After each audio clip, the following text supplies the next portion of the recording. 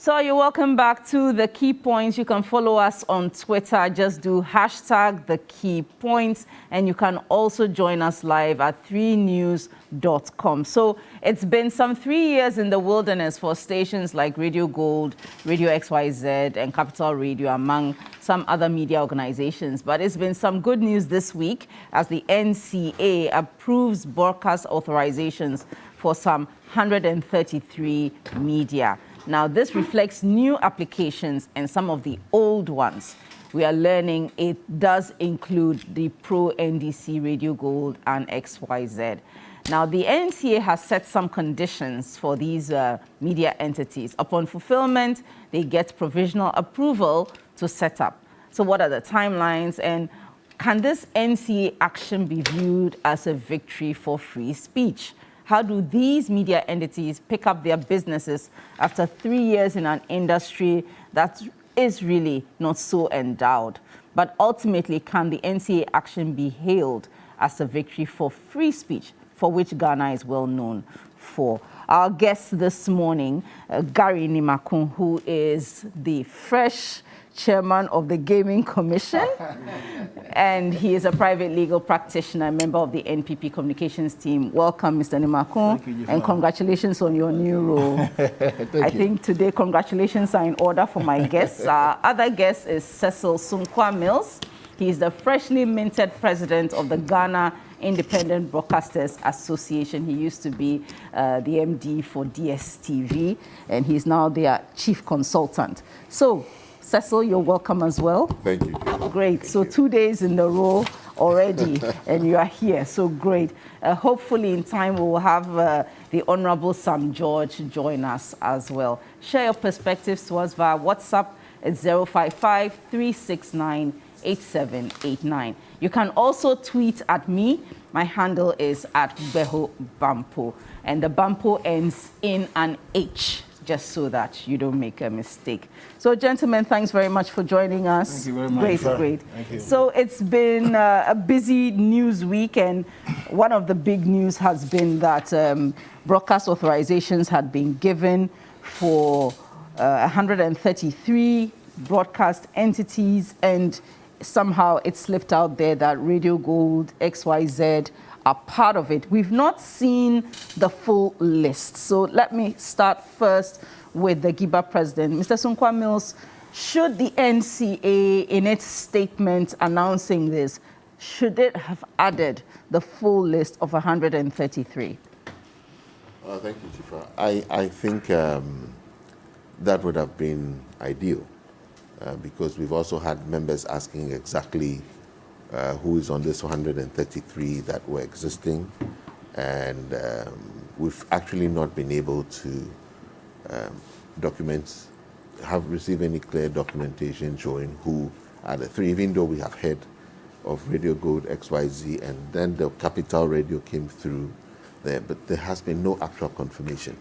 We've made contact with the NCA, but what the response we got was they were putting together the letters to be sent out to these stations. But the stations, as at yesterday, no station had received any clear letter from the NCA confirming this.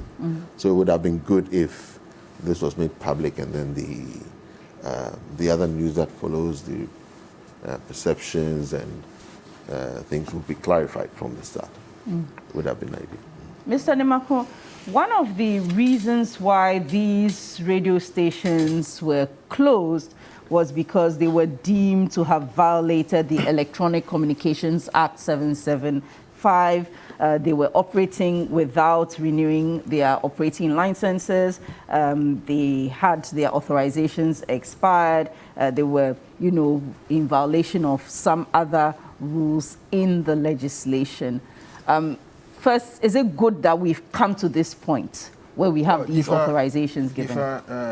They were not deemed to have violated the various conditions and the law. They had actually violated all the laws regulating the industry, to the extent that most of the stations that were in contention, normally the license are given for 5 years. And for 5 years, we are given a license. Then they give you conditions on who the license, you must come for renewal. Okay? Some had expired for 5 years, 3 years, 7 years, whatever. Then they were still operating. So what the NCA did at that time was to find them, to find all those stations that were in violation, with the thinking that they were trying to bring them in line. And then they took the NCA to the tribunal. You know, they have the tribunal. Yes. To the tribunal. And the tribunal said, they don't exist in law. They don't exist, in fact, in law, because the license that they ought to use to operate had indeed expired. So you cannot find them. So they said, well, if we cannot find you, and you don't exist in law, then it means that, as it stands now, we are going to revoke it entirely. So they were revoked. So clearly, what the NCA did at the time and what they did was a breach that had occurred long before. The laws were not being enforced. The laws were just not being enforced. So the fact that the laws were now enforced did not mean that any of the radio stations, for some reason, their rights were being abused. Not at all. The fact of the matter is that if you are given a license to operate a radio station in this country, there are clear guidelines that are stated on the license or the permit that is given you. It is there. It is black and white, and you cannot miss it. And if you also look also at the law itself, it tells you that you ought to make sure that you fulfill the conditions for the grant of the license. So if you are given the permit and you have it in your custody, and then you are told that, let's say, a year to the expiration of the 5 years, or 6 months, whatever it is, come and renew, and you don't renew, and you are still operating, clearly you are in breach of the very license that you are using to operate your station. That is the fact of the matter. So they were not deemed. They had actually violated all the conditions for the grant of the license that they were given. There was a view that there was a certain bias in the application of the law, and examples were brought forward about some stations that are perceived to be pro-government stations, pro-NPP stations, who were in violation but were given a pass. There's a view that the process was really just not fair. I have not heard that perception or that allegation. Yes. But I have not. It was specifically mentioned that Oman FM specifically, for instance. Nobody brought me proof. They just mentioned it. Nobody brought me proof that, as a matter of fact, Oman FM was in violation, and unless you have the proof to show me, that would be fine. But all the time, people were making allegations, pro-MBP stations were, for some reason, not in compliance, but they were not revoked. I have not seen the proof. But you see, I have had opportunity to review most of those files. So I know what I'm talking about. I was at the tribunal myself to represent NCA as a lawyer. So I had to advise most of the lawyers who are now litigating against NCA that, look, the tribunal cannot authorize the issuance of another license. So go and make another application for a new license. As a matter of fact, those who heeded to my advice, most of them were given licenses within 6 months. Those who sought to litigate the matter at the tribunal and then went to the High Court to go and litigate matter at the High Court, later they had to withdraw the case at the High Court, and then now say, oh, so what do we do? I said, I had given you advice a year ago and over that go and apply for a new license, because the tribunal cannot order NCA to issue you with another license. You must go through the regulatory compliance. And once the license expires, you wait for it to expire. You go through the whole thing all over again. They must come to check your premises. They must come to check your machines. They must come to check your staff, whatever you are doing, to make sure that you are indeed in compliance with the law. That's the difficulty. So you don't wait for the license to expire. What the conditions that you are given on the license, it is clearly in black and white on the permit that is given you, that ensure you shall renew this license so and so and so and so days or months prior to the expiration of the license. So why do you wait for it? I think it's 6 months to the expiration of the license that you must at least start the process. Good. Yes. So why do you wait sometimes? You have waited and sat down for the license itself to expire, and you are still operating a year, 2 years, 3 years, 4 years, and nobody did anything. To the extent that because now we are in an environment where if You touch A, then they read political meanings into it. You touch B, political meanings into it. So then, therefore, nobody was saying anything. So for you, clearly, so the laws were not being enforced, but clearly it was good we enforced it at the time. yes, because our lawmakers have gone to Parliament. They went and passed the law for us. In fact, we have sent representatives to Parliament to go to Parliament and make laws to govern us, to guide our actions and inactions, to make sure that all of us in the democratic state, our behaviors are regulated by law. And all these laws were passed by Parliament. Okay? And this law was to regulate that sector.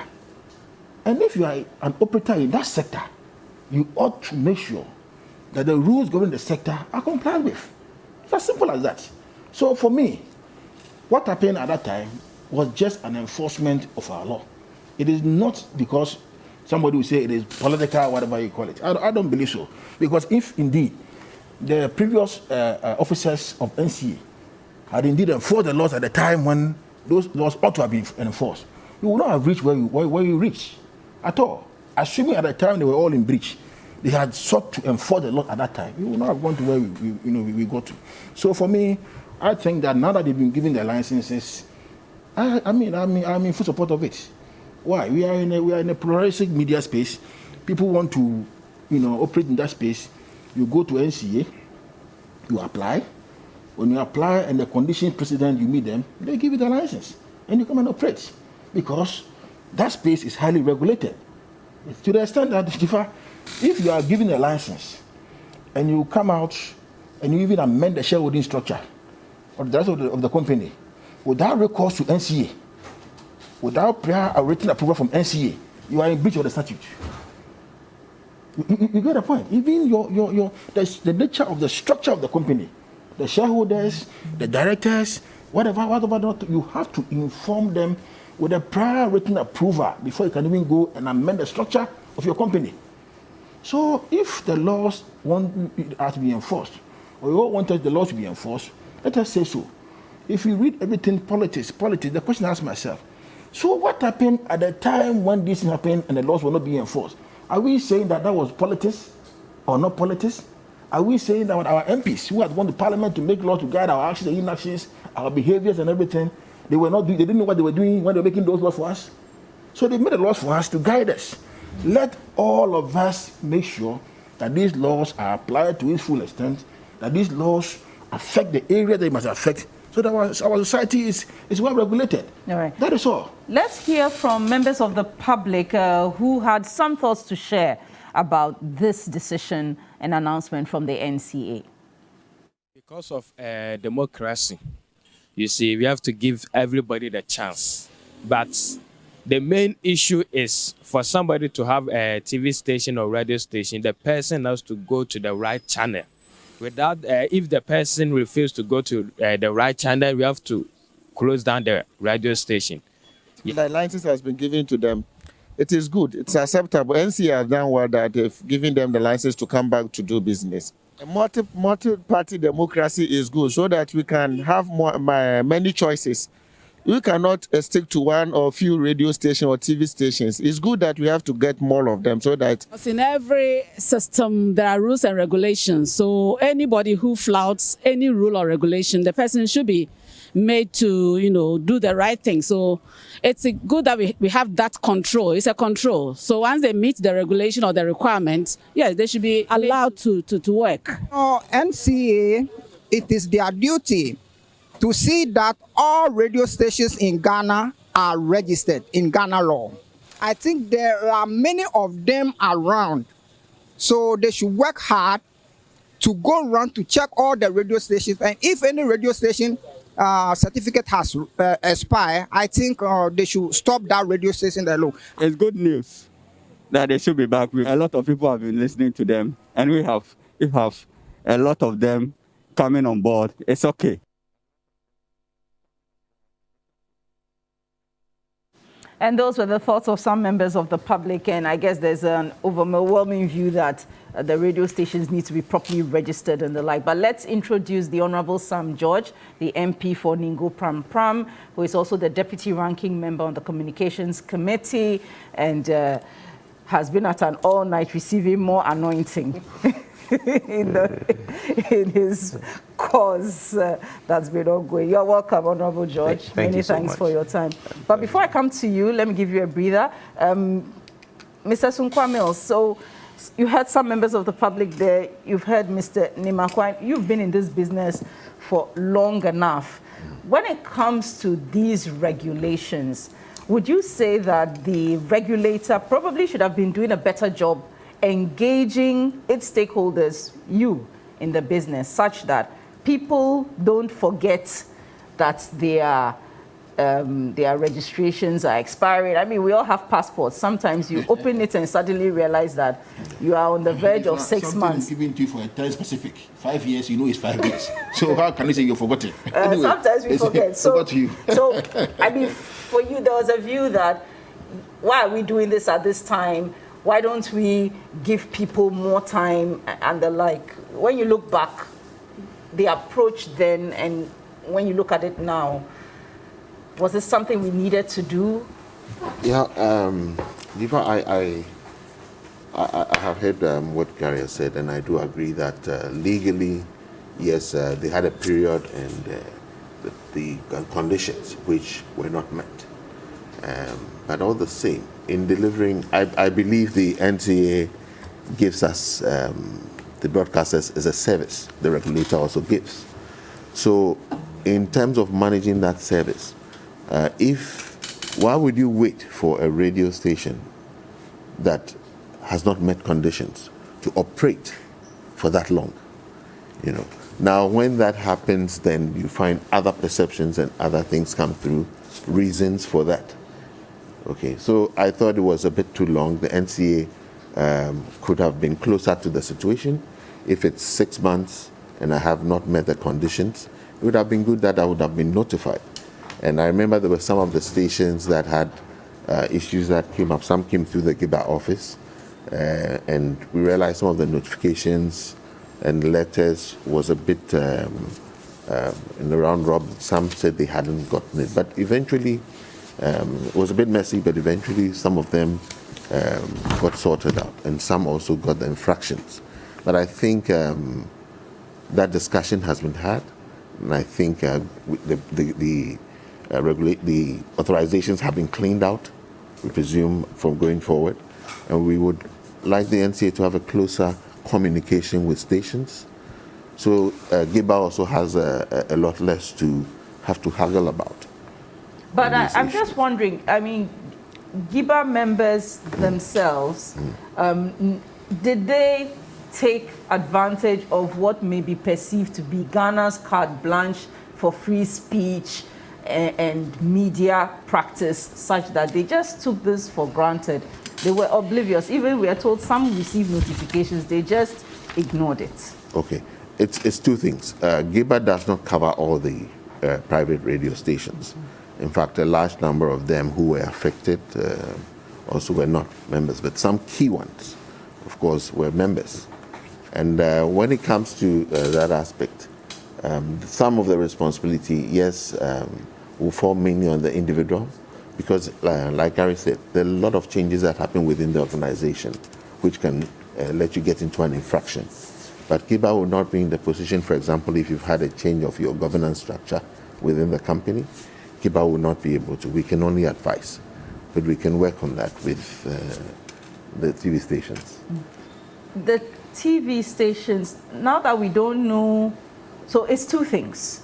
At the time this happened, a lot of it was focused on radio stations. Yeah. Then there was a second set of media houses that were also in violation. These were TV stations. Do you know where we are on all of that? Because a lot of us, the focus had been on what happened after the audit in 2017. But then subsequent to that, there have been TV stations also who've fallen foul, and the NCA has had to rein them in. Yeah. So with the TV stations, which was not too long ago. 2019, 2020, I think, yes. Yeah, when there was that incident around Kaswa and so on. Fortunately, there was no Gibber member on that who had an issue with that case. But however, it was one of the things that we say, and I think the MCA they will be in the best position. I want to mention that if you look at the number of stations that we have, Ghana specific, we're about 30 million. Okay, we have for radio, it's about 529 authorizations with 428 running. TV, we have 102 stations that are running now. If you look at the volume, okay, definitely harmony can be a challenge. But that is for the regulator to decide, because they manage the space and they know how many we can contain. It has commercial issues, etc. But we're saying that when you have that large number of stations, you would have people now struggling to get visibility by doing all kinds of stuff. In Gibber, we have a clear code of ethics that we drive through our membership, okay, and we follow. And when there's even a challenge coming, we would step in and also, based on what the case is, we have a clear discussion, be it the person has faulted or not, so we can come to some conclusion. But I think with a large number, I don't know how the regulator is going to keep handling it. The second issue that came through is that we have the issue where the NCA is giving out licensing and authorizations. But in that issue, we had an issue also of content regulation. So the content that was shown by some stations, which became an issue, there's a bit of a gap that we cannot close. The NMC is supposed to regulate content. The NMC to bite is very gray. The NCA, because it issues the authorizations, can go straight away and take action. NMC would give out statements, etc., and all that. It's a bit winding. So, but currently, there's a discussion of how we take this forward to make it easier, okay, by, would I use the word, managing content and frequency without infringing also the Constitution. And this has brought about the discussion of a new broadcasting bill that we've actually taken forward. A lot of work has been done on it. We have been heavily involved, where there's some kind of convergence that has been proposed in that bill. So it makes it easy because if a station has had an infraction just because of content which is not tasteful, but has met all the requirements with the NCA, what happens? There's a bit of a gap there. So we were currently working with all the stakeholders, the regulator, on this bill, which we hope will converge and make it a bit clear and easier for us to manage these two properties of content and the carriage going forward. Okay. Honorable Sam George, on your Facebook page, when this came through, you wrote, promise delivered when the NCA announcement was made. What was the promise? A very good morning to you, Jifa, and to Gary and Cecil, the newly minted president of Gibber, and to our viewers. We made a promise in 2017, September, to party supporters. When I say we, the minority, that we were going to do whatever it took, no matter how long it took, to get the radio stations that we believed had been wrongly closed down by the NCA, get them back on air. And that we're going to do everything within the law to get them back on air. For me, it was a fulfillment of that promise. And that's why I did the post. I put out the post as soon as we got word from the board of the NCA. At this juncture, let me just stop and first and foremost express my gratitudes. Because before we go into the matter, I'd like to express gratitude to a few people. First and foremost, I'd like to express gratitude to the Honorable Kennedy Ohene-Japan, popularly known as Kennedy Japan, who was chairman of the Parliamentary Select Committee on Communications. He initiated what I believe, and many people who are conversant with the story, also believe was the roadmap that led to this event of the return of the radio stations, by using the supervisory powers or oversight powers of the committee to bring the NCA and the ministry to a table to sit with some of the affected radio stations. Thanks also goes to Honorable Frederick Opariansa, who succeeded Honorable Kennedy Japan as chairman of the committee, my ranking member, Honorable Alhaji A.B.A. Fuseni, for the yeoman's job that they did, and to all members of the communications committee who worked with us. I also say a very big thank you to Mr. Kweku Sechiado, who was the former board chair of the NCA. A lot of work happened under his watch. I mean, it's impossible for any board to go through the processes of frequency authorization in 3 weeks. This board was barely 3 weeks old when they restored the licenses. So clearly, a lot of the work had been done by the previous board. And that brings me to a big thanks to Mr. Isaac Osei-Bonsu, Lawyer Wagus, who is now the chairman of the board. Any other person could have said, well, I'm not privy to whatever had happened previously, and I want to go over the whole process again. I mean, I personally had a 15-minute conversation with him, and he was clear in his mind that if the previous board had done as much work as we did, he was going to check the books, see what evidence of it existed, and he will continue the process. And true to his word, barely 2 weeks after that conversation, we had the frequency authorizations given. And so for me, I believe that this is a good sign that the committee can work, the minority can work with the current NCA board on a lot of things in that sector.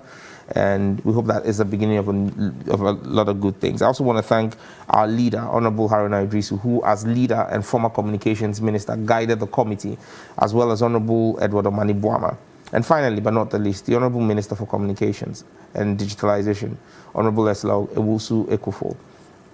We've had our spats, we've had heated discussions or debates or arguments on the floor of Parliament, in roundtable meetings. There have been times when threats have been thrown, words have been thrown at each other. But for me, ultimately, all that happens in love and war is fair and square. And for me, what matters now is that the radio stations are back. However, I think that it is important we learn lessons from this. And that's why I've been asked by many media houses if the condition by the NCA is not a step in the wrong direction. And I said no. I actually agree to it, because it is. If I ask the question that when banks are asked by the Bank of Ghana to attend a workshop, that's their regulator, they will attend. So if the NCA, which is the regulator, says that we want to have a sensitization workshop, that would spell out your obligations under the frequency authorization we're given to you. I don't see anything wrong with it. And I've spoken to quite a number of the beneficiary media houses, and they say, look, even if the workshop is for 3 months, we'll attend. Because what they've been through for 4 years, I mean, a one-day workshop where the NCA spells out to you what your obligations are, I don't think is a problem. I think it's a step in the right direction. It puts everybody on the same page. And then that way, nobody tomorrow can come and say, I did not know that I had to do this. Because you see, the regime that existed was a bit murky, because you had the yearly renewals, and then you have the 5-yearly renewal. And so people were doing their yearly renewals, and in the 5th year, they go back and do their yearly renewal, and there was no communication from the NCA over a long period of time as to the 5-year renewal, which was the frequency authorization itself. They were paying the spectrum renewal fees every year. And so it's important that we clear all of that up for everybody with this setting. I believe that media owners have a responsibility to abide by all the obligations of the frequency authorization. And so if you have to pay a fee every year, you pay. If you have to pay every 5 years, you pay. But the NCA also has a responsibility to enforce the legislations that empower it to do what it has to do. You don't sleep for 14 years on the job. Wake up and say, I'm applying the bills retrospectively. And that's been the bone of contention for me, that the NCA was high-handed. It was arbitrary and capricious in the application of the law. Because if you wake up today, then you start acting from today, but you don't go back retrospectively. Again, another issue that for me must never happen again in the history of this country, irrespective of which political party is involved. And I know that there are people who may be aligned to my political inclination who are baying for blood when power changes. They want us to do the same. But I think that it's an unhealthy approach. The NCA was not unitary or uniform in the application of the law. Okay, but I asked Gary Nimakwa about that earlier, and that was before you came. And one of the things he mentioned was that at the time this decision was taken, then people contested it and went to the tribunal. And it was said by the court that the tribunal that they didn't even exist in law. So the rule was to go back and apply for frequency authorization. No. But law, so they could not have been fined by NCA. By NCA. So it meant that everything was down to ground zero. That is actually a different issue from what I'm raising. When I talk about the uniformity of the application of the law, the point I'm making is there are radio stations that are operating till today. That if you're saying we're in breach of the spectrum fees or the license authorization fee, the 5-yearly fee, there were media houses that were in breach of that were not shut down by the NCA. I see. Unfortunately, we don't have do you have any document? Oh yes, we do. Oh yes, we do. And in fact, because I remember that issue was raised. And you see, it was that issue. And the NCA publishes a list every quarter on its website that shows you your first authorization date, your last authorization date. That document was published on the website of the NCA. I have a copy of that document. That shows when the authorizations were done, when the last authorization was done, so you could easily tell who was in default. After the issue, we started raising the issues that, okay, how come you haven't closed down station A, but you closed down station B? Then the NCA pulls down the document on its website and replaces it with a new document where they take out the last frequency authorization, so that you don't know who then paid what when. They took out one column, and that formed the basis for the Media Foundation for West Africa, Suleiman Brahma, writing to the NCA and saying that, why have you altered the document? We want the original document. The NCA didn't mind them, then they came under the right to information. When they came under the right to information, the NCA then slapped a 2,000 Ghana cedi fine charge for that information. They contested it in court. Again, I disagree with the court ruling. Yes, the court says the 2,000 is too high, but pay 1,005. I think that the judge didn't understand the Right to Information Act, but that's a different matter. Okay, but bottom line is, they said they should pay for it to get the original document. That document that was published by the NCA on its website, the original document, which we do have a copy of, shows that there were media houses that should also have been closed, but were not closed. And so that's where the issue of selectivity comes up. Because some of these media houses had individuals who were politically leaning people. You get it? So those were issues that for us were raised. And so for me, I'm just going to say that, look, going forward, the NCA must be more proactive. And again, I can give you a typical example. Mr. Nimakwa indicates that when it became evident that if you just reapplied, you would get your broadcast authorization, a number of others went back to reapply. But the likes of Radio Gold and XYZ pressed on to litigate. They went to the High Court, it came back and all that. When you look back, shouldn't the stations, irrespective of how they felt about perceived misapplication, application of the law in a form of bias, shouldn't they just have applied for the so again, you see, it's easy to say that. And I mean, I think Gary offered some services. He's a lawyer for the NCA. You know, because I didn't know actually. Yeah, he's a lawyer for the NCA because there were engagements with the NCA. Look, this whole discussion of withdraw from the tribunal or withdraw from court set us back like almost 6 months. Because you see, and he's a lawyer, it was first mooted by the roadmap by Kennedy Japan with the NCA and the ministry, where the ministry, we said to the ministry, restore the licenses. The ministry said, we can consider it. However, we can't consider arbitration with a party that is in court. So ask the media houses to withdraw their cases from court. Now, the media houses also said to us, can the NCA or the ministry give us a certain comfort letter that says that they are ready to go into arbitration with us? Because if we go and withdraw from court, they could very well and just the refuse to NCA continue decides the that process. they will not continue the process of arbitration, and they go back to court, the court will deem them to have wasted the time of the court in the first instance. And I thought that was a fair case. So let me that point before you continue. Let me clarify that. You see, I agree with everything that you have said, but few things I want to clarify it.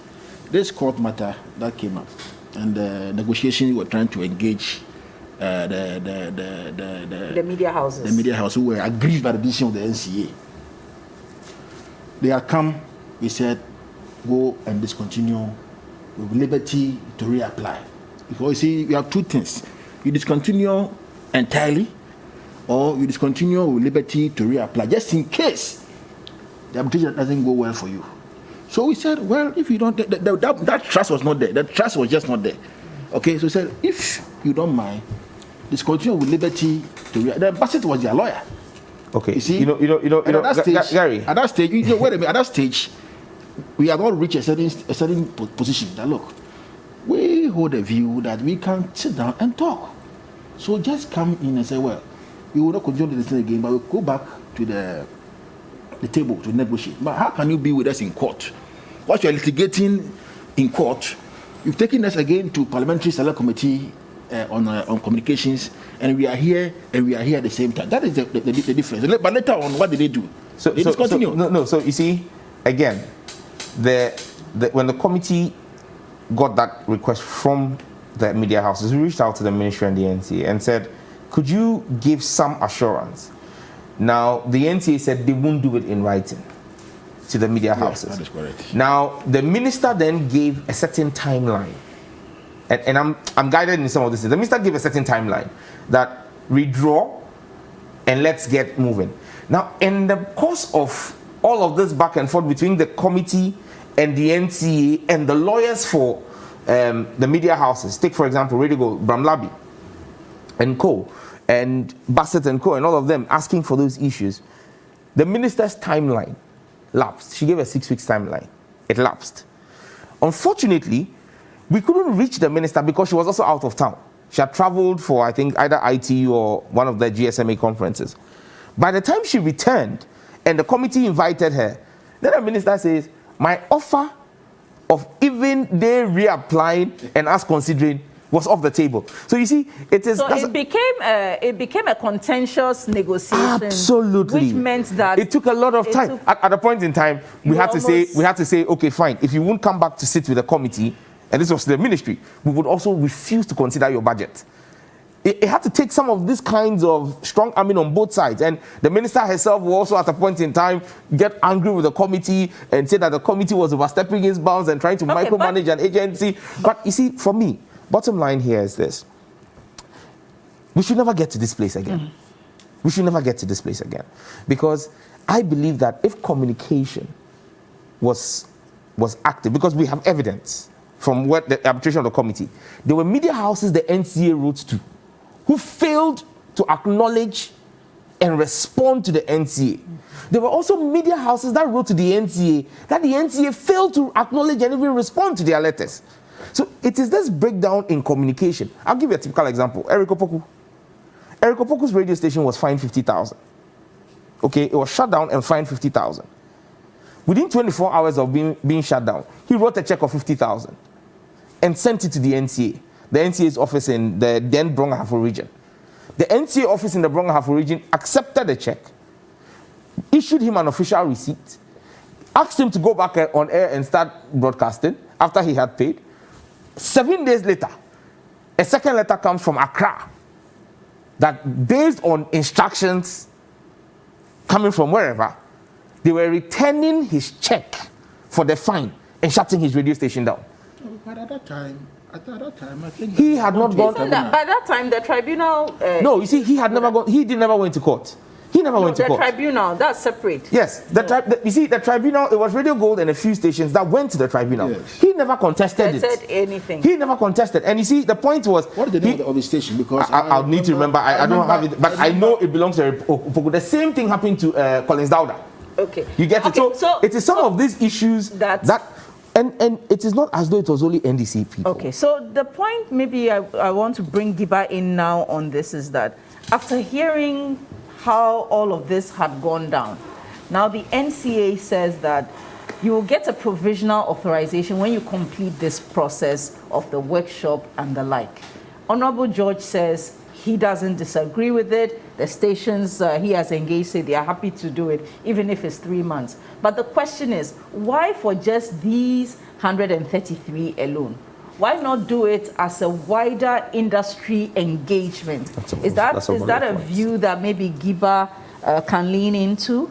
Yeah, so Gibber, we've actually started some engagement on this specific issue with the NCA, and we think a workshop for all stations will be in order. And there was also a discussion on it's just the language that was used. Yes. What they are calling the sensitization, and that is basically an orientation. Yeah. You know, and it's one of the things in discussion we told NCA, probably if you said it's an orientation workshop, which in most cases and most industries, okay, it's important. And in this industry specifically, if you look at the conditions that you're supposed to meet, even if when you get the provisional license, it's a pack, you know. And when this issue had happened, and we're trying to support some stations, it was a whole lot of things, and some of them did not understand. Some had changes in staff within the organization, etc. So I think it's a good move to orient people on what they're going into, especially the new ones and even the existing ones, to make sure that you meet all the requirements. You know, earlier I had said that, yes, it's a regulator, but it's not a cane. They actually are also delivering a service. Yeah. And if it's a service you're delivering, all these things, orientation, communication to the parties at the right time is essential. And then we can have harmony in our very big industry in Ghana here. Okay, let me just read, because there was some of the wording that was probably confusing for some of us, and maybe you may have a bit more clarity from the NCA before I come to Mr. Nimako. So it says, the governing board of the National Communications Authority at a board meeting approved the grant of 133 FM radio broadcasting authorizations, which include new applications from whose entities FM stations were closed down after the 2017 audit, as well as existing stations which applied for renewal of their expired FM radio broadcasting authorizations. Now, the approval from the board is subject to the applicants attending a sensitization workshop on the terms and conditions of FM radio broadcasting authorizations. So it's to clarify the legal, regulatory, technical requirements and the like. Then there's the next paragraph, which says provisional authorizations shall be issued to the successful applicants at the end of the workshop, and frequency shall be assigned to the applicants upon the fulfillment of the conditions of the provisional authorization. I see two layers here. So it means that those who've even got these, they can very well not move to the next stage. They can be deemed to fail. Oh, no, Can I jump in? Yes, and then the bit about frequencies shall be assigned to the applicants only upon the fulfillment of the conditions of the provisional authorizations. It makes me also wonder those who were shut down, whether they are actually even going to get the frequencies that they were known for. Okay. As far as so please let me just hear from Gibber and then yes. So you know, it sounds more like a regulatory language, and that's the approach that we are also discussing with the NCA, that in communicating, yes, you want to be clear from their side. But when that language comes out, then you will see how it is received by a lot of the public. Okay. First of all, we spoke about orientation. Okay. Orientation is essential if you're coming into a place, so you understand how it operates. You know, yes, it's important. You must receive it. When you make it conditional, There's another way you can make it conditional without making it sound that way. Then it looks like you've actually drawn a line, okay, that if you don't come for the orientation, you will not get to the next you stage. don't get to the next stage. So I know that is what it communicates. But from the prior discussions, with the preliminary discussions we've had, that was not really just the intention. It was like, you must make sure that you come for the orientation, which is mandatory. So with that engagement, we can look at how also you communicate to the industry, and then we understand, and then these things do not become big bucks. But this orientation is essential, because when these things happened and we were actually going through with some of the stations, we encountered there was a lot of things that were not too clear at certain stages, and the processes have to be very clear also to the radio and TV stations from the start. So after they do this, we are even recommending that this should be done periodically, for all stations, and then we can have harmony, and the stations can go and do their business without having that much of... So you want it for all stations? It Yeah. shouldn't be restricted just to these 133? Okay. Yes, Mr. Nimoko. Well, I think if the Gibber really wants to have an expansive discussion for all the stations, I think it's commendable. I mean, they can put the proposal to NCA for them to consider. I don't see anything wrong with it. But you see,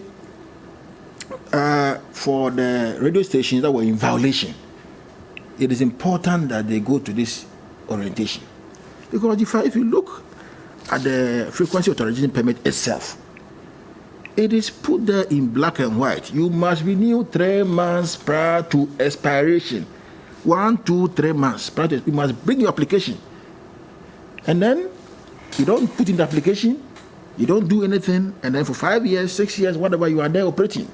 Now, some judge made somebody made a certain point that he disagrees, or NCA wrongly shut down the radio stations. That point, I disagree with him. Because you see, how did we get to where we are? If all successive chief executives of NCA, if all successive boards of NCA were looking at the act that set them up, and we are applying the act within its strict terms, this situation would not have gotten here where we got. You see, that is the difficulty we find ourselves. Because how can a station be operating for, let's say, 6, 7 years, running through a system when another government was in place, and they were never shut down? Another government comes and says, look, I have seen that you've been operating without license after my audit, and therefore I'm shutting you down, or I'm fining you. Then you take us to the tribunal.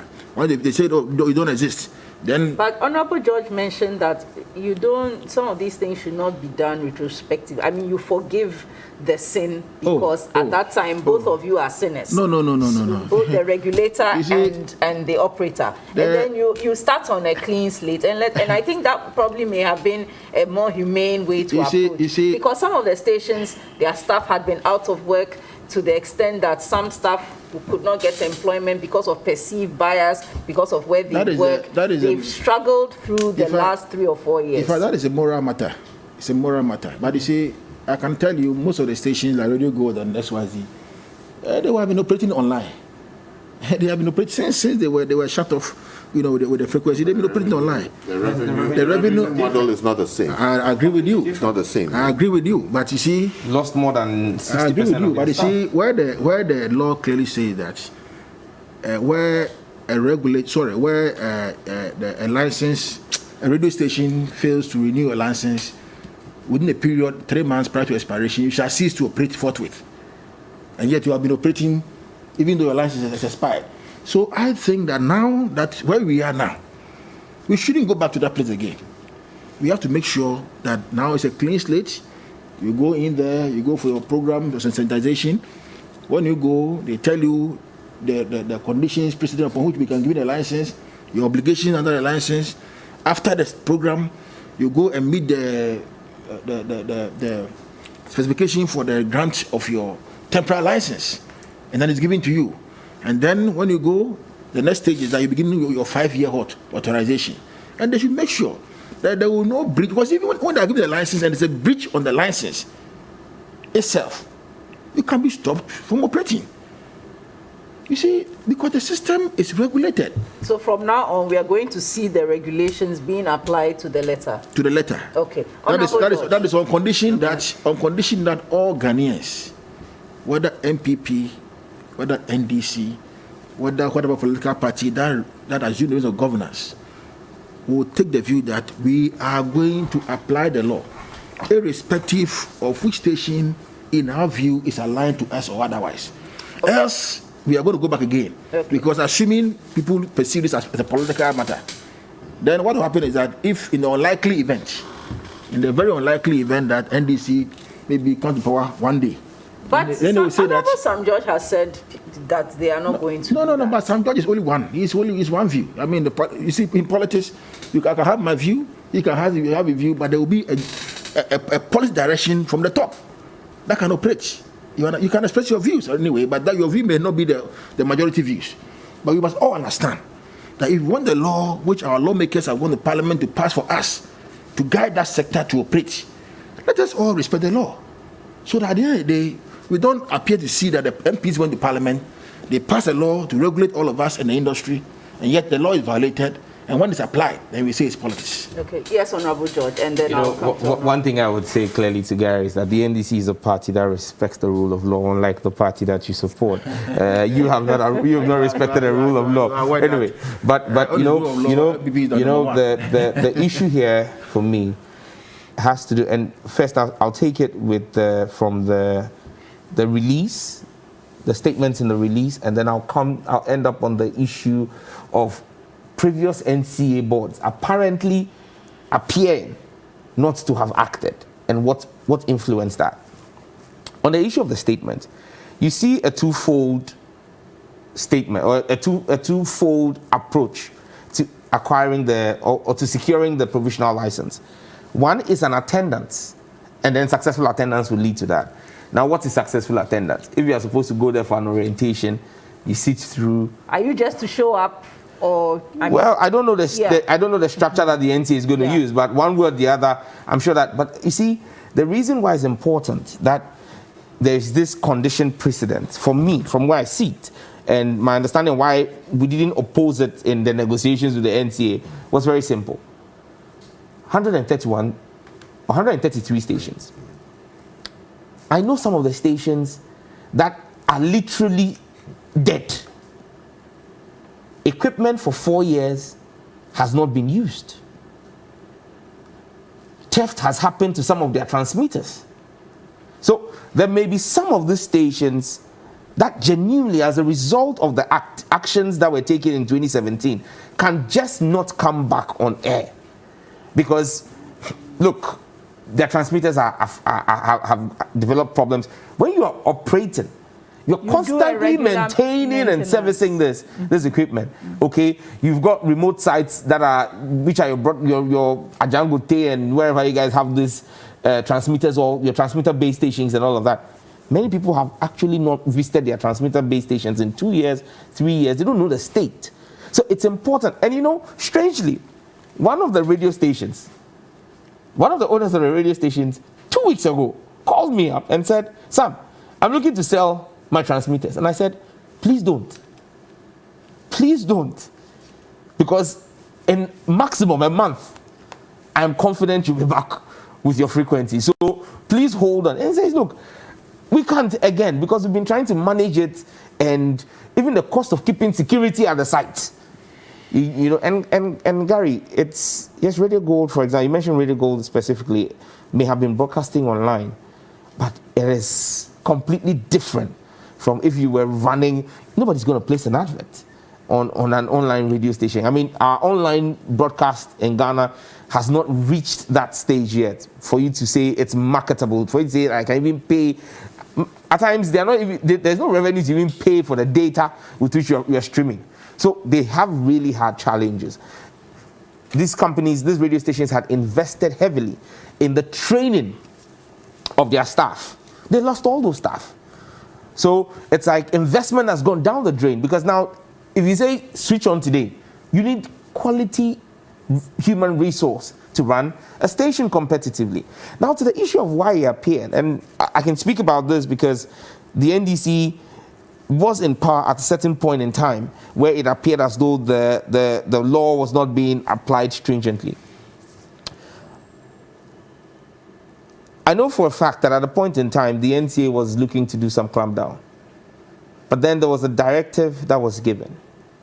That said, the media space was looking very tough. And Gibber is here. Economically. Many of the media houses, and look, Media General is arguably the biggest or one of the biggest media entities in Ghana. Ask them how their books are looking. Ask them how profitable the business is. It's a very competitive space. It's been, I believe we've overchoked the industry. We've got too many players in a small market, and it's crowded out quality. It's also created very little in terms of revenue because everybody is getting a piece of the pie. And so it's become very difficult for many of these media houses to run. And so the directive was more of an amnesty. That said, maybe it was not formally written to have said, we are waiving your renewals for this period to this period. But there was that decision taken at the NCA that, look, many of these companies are struggling to even stay on air, struggling with paying light bills. If we were to, and look at some of the fines that were given, 120 million Ghana cedis. If you sold the whole of GBC's assets, it won't be 120 million Ghana cedis. 120,000. No. The fine for Radio Gold was 120 million Ghana cedis. Do you get it? So some of them had 60 million. Some of them had 5 million. Look, there is barely, I doubt if there's any media house in Ghana today that if you find them 5 million Ghana cedi can pay. I doubt it. I thought the understanding was that they should come and negotiate the You get it? No, yeah, but you see, so for me, there was that decision taken. It was more of a humanitarian intervention that was given as a directive, which unfortunately didn't come forward later. Exactly, and that's why. But that's what I'm saying, that we shouldn't come here again. And both the regulator and the operators must learn to communicate. You get it? There must be a lot more communication, because you see, ultimately, I make the case, a dime wasn't paid by any of these media houses. All right, let's take a quick... So they are beginning fresh. Yes. No, but you see, so could we have just said to them, okay, the same way you're not taking any revenue now, okay, you've been in breach, so we're resuming again, and then start afresh again. That's what some of the issues we put ahead of you. Okay, why did we have to wait for 4 years for them to go through all of this if we could have reached this stage? But bottom line is, one thing I want you, and I don't know if you're still alive for the NTA, one of the things we insisted in our negotiations, which we will still insist on, is that frequencies must be maintained. So far as I'm aware, the NTA has not issued any of the existing frequencies to anybody over the period of time. Because, you know, the argument for that, Gary, the argument for that is... Why are you going to insist on that? Let me just land on it. To take a break so that you can have more time to deal with the frequency issue. Okay. And then I'll bring in the Gibber if we can have the time to do it. So let's just take a quick break, and then we'll be right back. And I'll also take some of your messages later on. Thank you.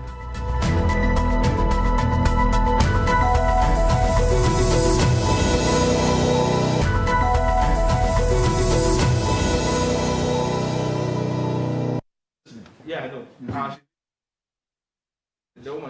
You're welcome back to #The Key Points live on TV3 and 3FM. Just a few of you who've been tweeting at me. This one from Papa J Jr. says, closing down the radio stations was a political move by this government. My question to the NCA, what has changed now before asking over 60 radio stations closed down to resume operations? Well, what has changed is that some of them went back and reapplied and got back on air. Others still fought it out, but now we've come to a point where no one has paid anything. All they're going to do is meet the requirements to be on air. Of course, that will come with some fees and the like. This one from David Adu says the closure of the Radio Gold and others is one which was predicated on selectivity. And this one says from Papa J. Jr. said, Jifa, are you saying that in Ghana, under this current government, Ghana is noted for free speech? Well, that's a rhetorical question to me. And those were some of your messages. Thank you very much. So let me come to Mr. Sunkwa Mills, president of Gibber, because what we are now not sure of is whether the radio stations in question maintain their frequencies. It's one of the questions we did ask, but we didn't get a clear answer. What do you know? I'm in a position where I cannot tell if they still have the frequencies. But our recommendation actually is to maintain the frequencies that they had previously, if it is possible. But if you are given authorizations and it's about getting into the broadcast business, if your frequency is changed, you are given another one, at least you still get back on air. Technically, yes, but in this, for the existing stations, let's take, say, Radio Gold, okay? All the communication collateral, advertising, everything they have, and even what is imprinted on their listeners they had, and they've been online, is 90.5. What it means is that if you change that number, they must spend money again. Remember, they're coming back. The transmitters have been sitting a while. If you change that number, based on some situations, you need to retune. You need to change all the marketing collateral, and you need to try to get people to remember the new. So you have to rebrand. Frequency. You're rebranding. It's billboard. And that's a lot of money. It is a huge amount of money. And remember that they are coming back after almost 2 years of not operating, not making any cash flow, any real cash flow. Jobs have been lost.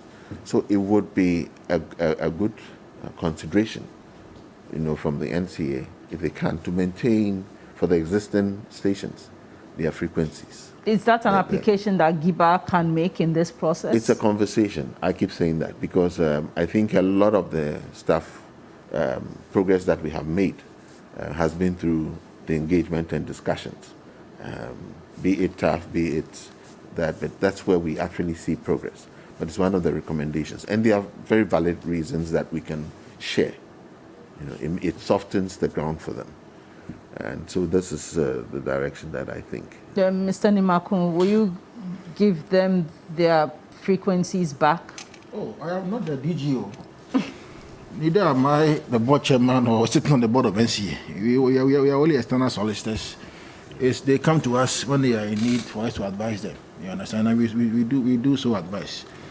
I cannot commit the NCA at this stage whether to allocate the same frequencies or otherwise. But I think it's a matter for engagement. They should engage the NCA in a very sublime and a very nice tone, not coercive language, in a manner that they themselves will see the economic reason why they should maintain the same frequencies for them. Because you see, but doesn't it go without saying? It doesn't go without saying, because this is it's a new thing now. It's a new application that you are being given. The old regime is gone. You have sat down, allowed the frequency to expire, ran its full term, you never renewed, and the law is that you shall cease to operate, you will not operate at all, and then now you've taken off the air, and so everything is gone. So technically the understanding of the law is that you are not coming fresh. So everything must now come fresh, given new frequency. That's the understanding of the law. You see, but you have to look at the law. And what is the spirit? What is the spirit behind the law? Yes. Also within the context of the economic environment that we operate, within the spirit of the radio stations, what they have been known to be operating, the frequency. For instance, maybe their logistics, their viewership or their listenership. You have to look at everything and then say, let me consider if it is feasible, if it is appropriate under the circumstance for us to issue them with the same frequency.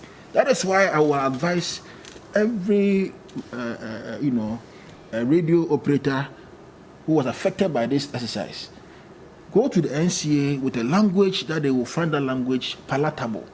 You see, negotiations, you don't go there and go and become boisterous and say, well, I insist that I want to be giving the same frequency, because it is not as of right to be given the same frequency. But I think it's a matter that when they put it forward, the NCA should be able to consider, to look at the circumstances and then say, well, given the fact that you have been off probably economic-wise, you've been affected injuriously, this, that, well, let us see how we can deal with this matter, because it's a different thing altogether. But I cannot commit the NCA sitting here that NCA must, as a matter of course, issue the same frequency, licenses or the modulation numbers to the affected stations. But I think it's important that they go there with the posture that they will find it much more better, a posture that they will find that, look, let us consider giving them the same thing so that they can just go and do their business. Honorable George, is there a risk of the stations losing their original frequency modulation number? If I may need more anointing oil and insight from the Holy Spirit to be able to determine exactly what the NCA will do. Technically speaking, Gary is right. These are new frequencies that are authorizations that are going to be given, and the NCA is at liberty to assign a frequency modulation number to you, to every application. However, it is looking for my choice. It is prudent. Okay. It will be prudent.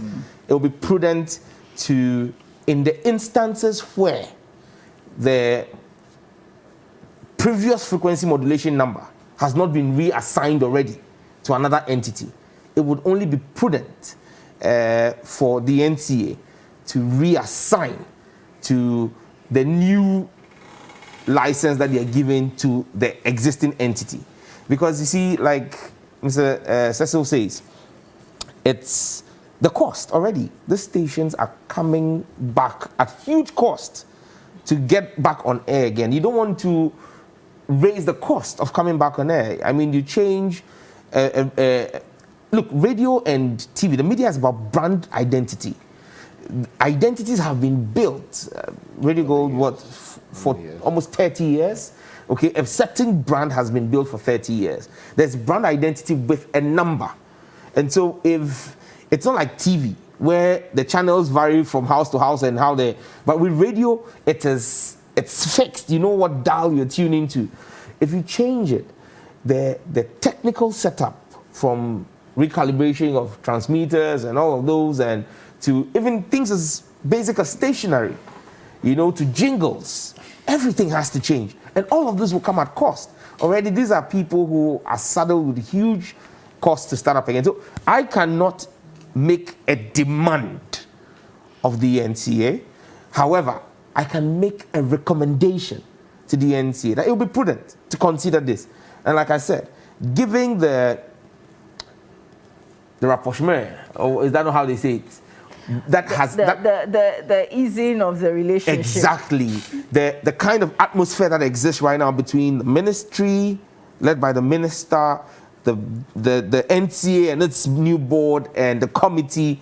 I think that we can work together to, as much as possible, maintain everything. I think that it will be a fair position to take. But Honorable we can make that recommendation, and I hope that if the minister is watching us, she would give such a policy direction out of good faith. I mean, she's been my friend of late. You have been best friends since the vetting process. Please, I beg you, don't go there. I beg you. So, in terms of the costs, it raises the question about how many radio stations, TV stations we should even be having in this dispensation. Because not many of the radio and TV stations are making money, and so staff also suffer. It leads to the multiplier effect where then quality also suffers. What's your view about the stations? Mr. Sunkwa Mills indicated that we have as many as 428 we have on radio that are active. 575 authorizations, but they are not all of them working. 428 are on air. And then for TV, we have 146 authorizations, and 102 are on air. Yeah. Those are huge numbers for 30 million. I mean, it's when you look at the radio per capita of Ghana, it's one of the highest in the world, and it's not boding well for business. Well, I'm stammering. I normally don't do that because what I'm about to say may land me in trouble. But it's the truth. We've used radio frequencies for political gain. Both political parties. Both parties come into office and just assign frequency authorizations, and we've flooded the market. And flooding the market does two things primarily. It affects the ability for the businesses to be viable, because you're chasing the same limited market. The number of companies that will place advert spots is not increasing, but you're increasing the number of radio stations, and all of them are chasing these advert spots. So the best a business will do is, instead of spending $1 million Ghana cedis, which was my advertising budget on one media house, I'll split it out over 10, and everybody gets 100,000. But don't forget, each of these 10 media houses are still running the same overhead cost, and so it makes no value for the media houses. And again, you may not actually get the best value for the entity placing the media spots. The other thing it does is that because your revenue streams as media houses are dwindling, and there's no media house that has its revenue stream on the up in Ghana over the last 10, 15 years. They're all this way, okay? It then means that your ability to produce quality material and content is also dipping. And that's why today, largely, the content on our radios and TV is religious. They are the ones who I'm not saying it's bad, but they can afford to buy. It's either religious or fetish, or a reality shows, or reality shows.